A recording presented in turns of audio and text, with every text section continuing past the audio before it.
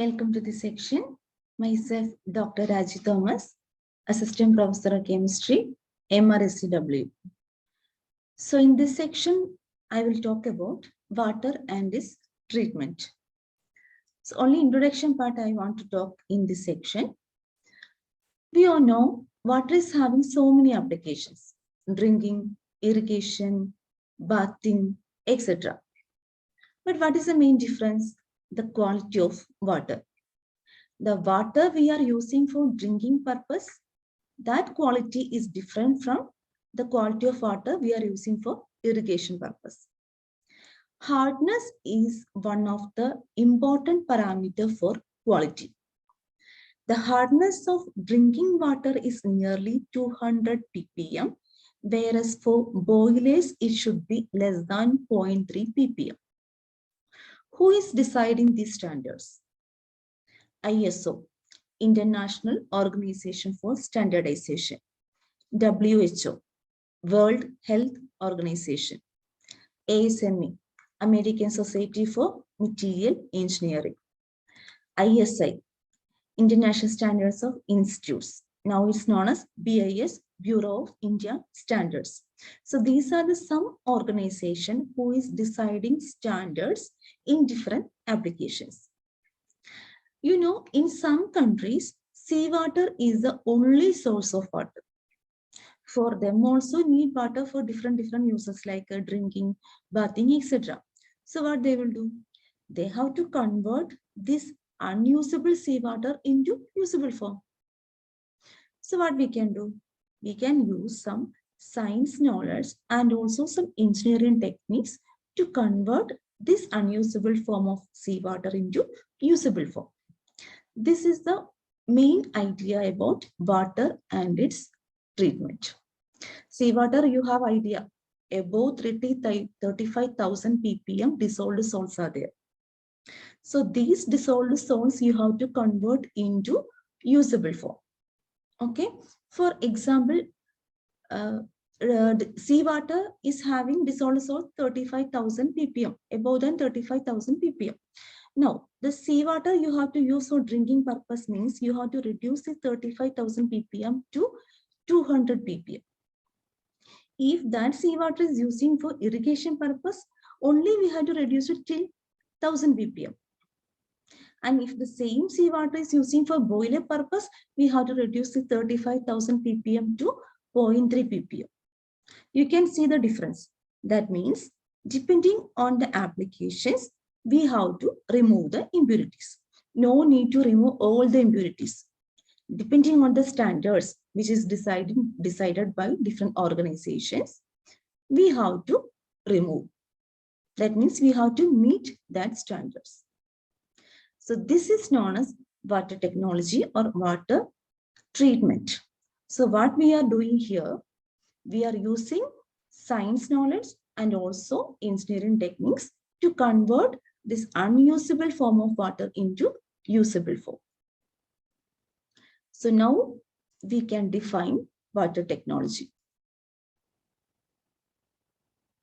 So water technology is the use of science knowledge and engineering techniques to convert unusable form of water into usable form. Usable form means drinking, irrigation, and industrial use of water. And what is raw water? Raw water means the seawater or some other industrial wastewater. So all this raw water we are converting into usable form by the use of engineering techniques and science knowledge. The main learning objectives of this chapter is to understand various physical and chemical techniques for water treatment. Also to gain knowledge about types of problems in industry because of unsuitable water usage. After the completion of this chapter, you will be able to develop innovative methods and technologies to produce soft water for industrial use, and also develop methods and technologies for the production of potable water at cheaper cost. First, we will see what is soft water and hard water. bathing, we are using water. So in that time, we can observe some lather is forming with the water by the usage of soap. But some types of water will not give lather easily. Why this is happening? Soft water means water which gives lather easily with the soap. That type of water is known as soft water. Whereas some other type water which does not give lather easily with the soap, that is known as hard water. So this is a scum, or we can say precipitate. So instead of lather, hard water will form one scum or precipitate. And why this is happening, we'll see now. So hardness is the property of water which doesn't give lather with the soap. So why this is happening? This is due to the presence of certain salts of calcium, magnesium, and other heavy metals like iron. What are the salts? We will see now. See, C17H35COONA. This is the chemical formula for sodium stearate. That means soap. Whenever this soap is in combination with the hard water I already told calcium and magnesium salts. The salts responsible for hardness are calcium, magnesium, salts. So calcium chloride is a salt of calcium. So this calcium chloride is in combination with the sodium stearate, that is a soap. So what is happening? C17 is 35 COO twice Ca plus 2 NaCl. The formed calcium stearate is a precipitate.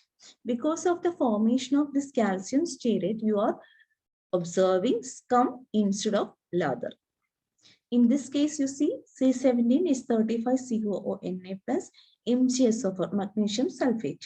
This will combine to give magnesium stearate. So this magnesium stearate is also a precipitate. That's why you are not getting lather. Instead of lather, you are getting precipitate or scum. Now, hardness we can divide mainly into two types. One is temporary hardness. Next one is permanent hardness. So first we will see what is temporary hardness. From the name only we can say what is temporary hardness. Hardness is for temporary time. That means we can remove hardness easily. That's why it is known as temporary hardness. And this temporary hardness is also due to the source of calcium, magnesium, and other heavy metals like iron. But which types of salts? That is dividing this temporary and permanent hardness. So temporary hardness is due to the presence of bicarbonates of calcium, magnesium, and other heavy metals like iron. So here calcium, magnesium is common. That is, the cations are common, but the anions are bicarbonates. If bicarbonates of calcium and magnesium is present in your water, that we can say it's temporary hardness. I already told temporary hardness we can remove easily. How we can remove? It can remove by boiling process. On boiling, what is happening? You see here, calcium bicarbonate, CaHCO3 twice, calcium bicarbonate. During boiling, calcium carbonate will form plus H2O plus CO2. The formed calcium carbonate is a precipitate that we can filter off. So the remaining solution will be free of temporary hardness. Now second one, magnesium bicarbonate. During boiling, this will undergo decomposition. Magnesium carbonate will form, but suddenly it will undergo hydrolysis to form magnesium hydroxide. And this is also a precipitate. So this we can filter off. So the salts responsible for temporary hardness are calcium bicarbonates and magnesium bicarbonates. And these two we can remove easily. Boiling we can use for this one. So during boiling, what is happening? Bicarbonates are converting into carbonates in the case of calcium bicarbonate and to hydroxide in the case of magnesium bicarbonates. The formed calcium carbonate and magnesium hydroxide both are precipitate. Therefore, we can filter it off. The remaining solution is free of temporary hardness. Second one is permanent hardness. Permanent hardness is due to the presence of chlorides, sulfates, and carbonates of calcium, magnesium, and other heavy metals. So temporary hardness, I told you, we can remove by simple techniques like boiling. But permanent hardness is not like that. Permanent hardness we can remove, but it's not that much easy. So some techniques like ion exchange process, etc., we have to use. So that's why this name came permanent hardness. So permanent hardness is due to presence of chlorides, sulfates, and carbonates of calcium, magnesium, and other heavy metals. Now, hardness we have to express in terms of equivalence of calcium carbonate. This is known as degree of hardness. So expressing hardness of water in equivalence of calcium carbonate. This is known as degree of hardness. And why we are taking particularly this calcium carbonate? Because of two reasons. One is molecular weight is 100. So for the calculation purpose, it is very easy. Now the second one, it is the most insoluble salt that can be precipitated in water treatment. So because of these two reasons, we are expressing hardness in terms of equivalence of calcium carbonate. And this is known as degree of hardness. Now, hardness we can express in some units.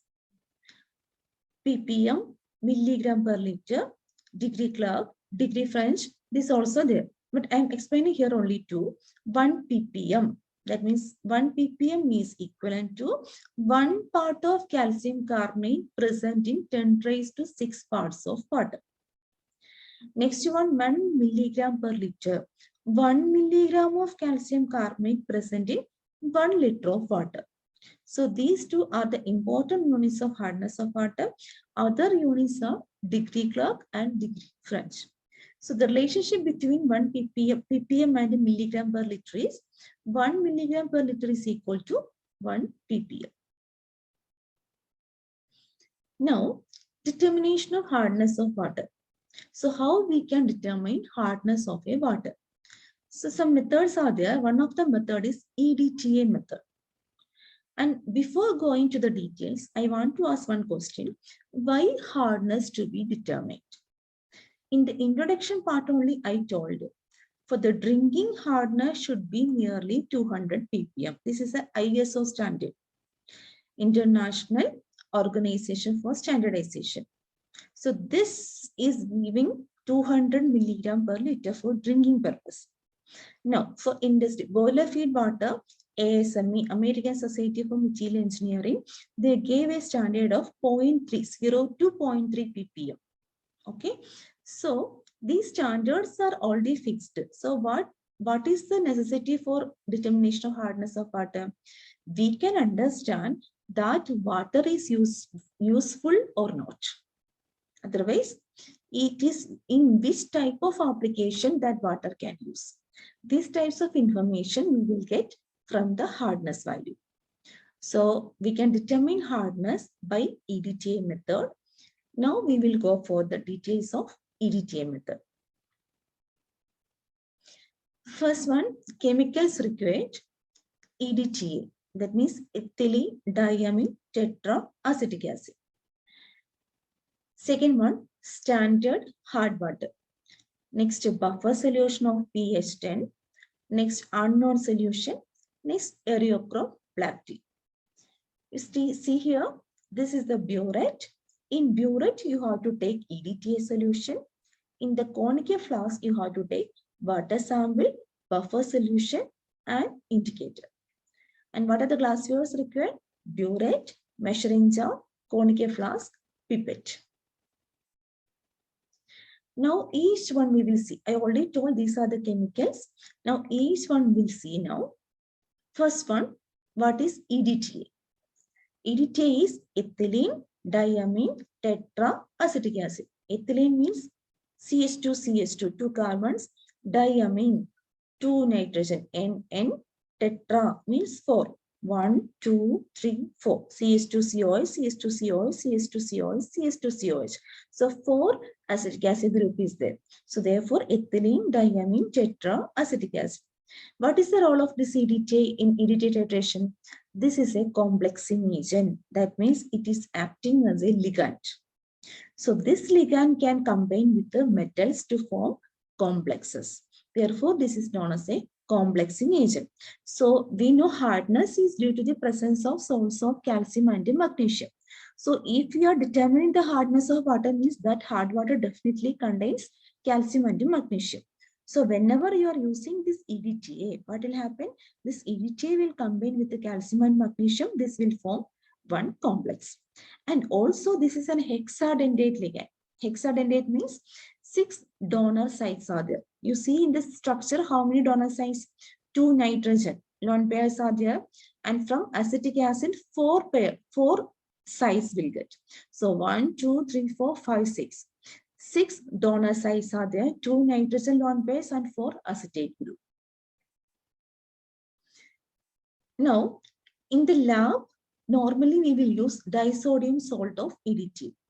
First thing, high purity. Instead of EDTA, we are using disodium salt of EDTA. The first reason for this high purity. Second reason is solubility. And this is the structure of disodium salt of EDTA.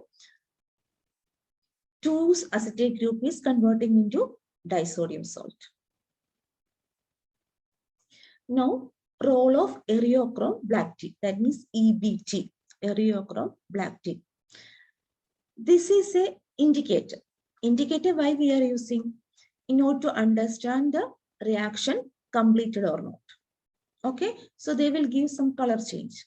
So eriochrome black tea is also indicator, but this is a specific indicator, that is a metal ion indicator. Why this is calling metal ion indicator? Because it will give different colors in free state and in the complex form. See, EBT, simply EBT form is there, means it will give one color.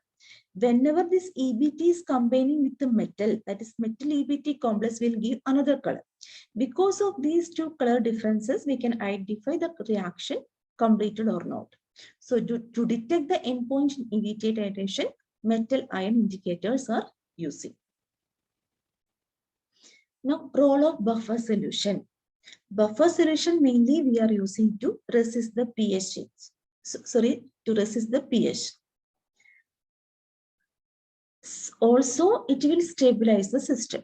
And buffer of pH 10 we are using. One reason, at pH 10, EBT will give blue color, and also it will stabilize the system.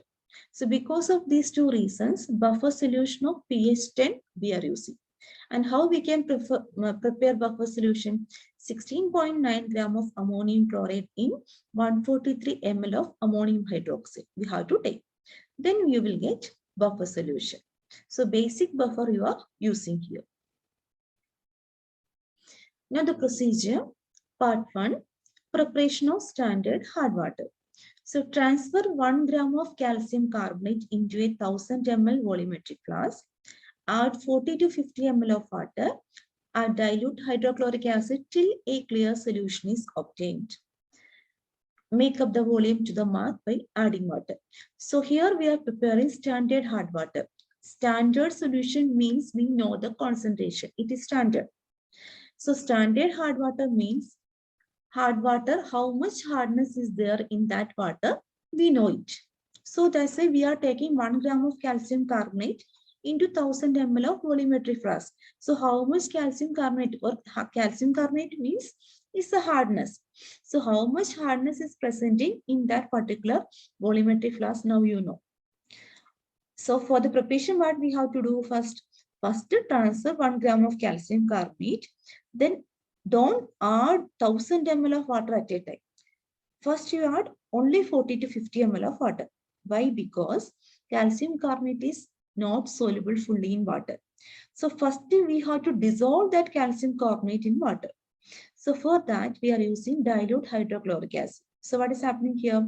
Calcium carbonate will combine with the HCl to form calcium chloride, carbon dioxide and water. So the formed calcium chloride is soluble in water. So nicely it will dissolve. So after the resolution, you can make up to the mark in the volumetry flask. So this is a preparation of standard hard water. Now, second part, standardization of EDTA. For that, what we have to do, already standard hard water we prepare. From that, you have to take 10 ml of standard hard water. To that, 5 ml of buffer solution and 2 to 3 drops of aerochrome black tea. So what we have to add? One is 10 ml of standard hard water, 5 ml of buffer solution, and 2 to 3 drops of aerochrome black tea indicated, that is EBT. So after mixing these three, what you will get? The solution attains wine red color. In the picture, you can observe this is the wine red colored solution. Now what you are doing? This wine red colored solution, you are titrating with the EDTA. Already we filled the burette with the EDTA solution. So this Koenig flask solution, we are titrating with this EDTA solution which is present in the burette. Now after titration, what is the end point? This wine red color will change to blue color. So this is the end point. So whenever you are getting this blue color, you can understand the reaction completed.